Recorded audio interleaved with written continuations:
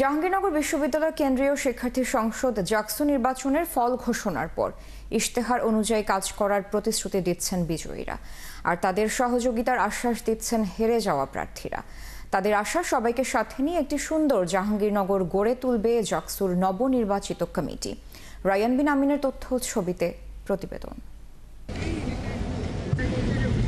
দশম জাকসু নির্বাচন ও ফল প্রকাশ ঘিরে ছিল নাটকীয়তা। এমনকি ফল প্রকাশের পরও নানা অব্যবস্থাপনা ও ভোট কারচুপির অভিযোগ থেমে নেই। তবে সব ছাপিয়ে বিজয়ীরা এগিয়ে যেতে চান সামনে।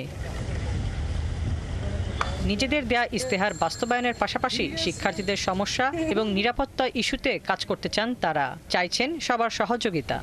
নারীদের ক্ষেত্রে যে স্যানিটেশন সমস্যাটা, নারীরা বিভিন্ন হল বা ফ্যাকাল্টিতে কমন ফ্যাসিলিটির কারণে অনেক বেশি সাফার করছেন। তো এই জিনিসটাকে অ্যাড্রেস করে আমরা কাজ করতে চাই। সেশন জট নিরসনে একাডেমিক ক্যালেন্ডার বাস্তবায়নের জন্য শিক্ষকদের অধিকতর দায়িত্বশীল ভূমিকা আমি আশা করছি। এদিকে বিজয়ী সহযোদ্ধাদের সাথে বিভেদ ভুলে কাজ করতে চান পরাজিত প্রার্থীরাও। তারা মনে করছেন শিক্ষার্থীদের যে কোনো অধিকার আদায়ে সবাইকে সাথে নিয়েই কাজ করবে নবনির্বাচিতরা। যারা নির্বাচিত হয়েছে তাদেরকে এখন অনির্বাচিতের মূল কাজ হচ্ছে তাদেরকে সহায়তা করা, যাতে তাদের প্রত্যেকের ইশতেহারগুলো, অর্থাৎ যে ভালো কাজের জন্য তারা চেষ্টা করেছে এতদিন, সেই ভালো কাজগুলো পূরণ হয়, আমরা আমাদের অধিকার ফিরে পাই।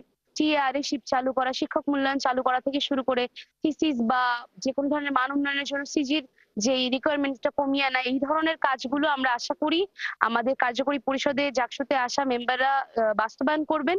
একই আশ্বাস দিয়েছেন জাকসুর নতুন ভিপি আব্দুর রশিদ জিতু। দলীয় এজেন্ডার বাইরে গিয়েই বিনির্মাণ করতে চান নতুন এক জাহাঙ্গীরনগর। আমাদের একটাই লক্ষ্য, শিক্ষার্থীর অধিকারগুলো বাস্তবায়ন করা। এখানে কিন্তু দলীয় কোনো এজেন্ডা বা দলীয় কোনো এজেন্ডা বাস্তবায়ন করার কোনো রকম উদ্দেশ্য নাই। তো সেক্ষেত্রে যেহেতু শিক্ষার্থীদের চাওয়া পাওয়া বাস্তবায়ন করাই তাদের এজেন্ডা, এবং আমারও শিক্ষার্থীদের চাওয়া পাওয়া বাস্তবায়ন করাই আমার এজেন্ডা। তো সেই দুই এজেন্ডা যেহেতু সেম, তো আশা করি কি আমাদের কাজ করতে গিয়ে কোনো সমস্যা হবে না। এদিকে জাকসুর নবনির্বাচিতদের দায়িত্ব বুঝে নেওয়ার আগে জোরে সোরে চলছে ভবন সংস্কার কাজ। বুধবার শপথ নেওয়ার পর জাকসু ভবন থেকেই নতুন নেতারা শিক্ষার্থীদের অধিকার আদায়ের নেতৃত্ব দেবেন। হাসিবা আলী বর্ণা, ৭১।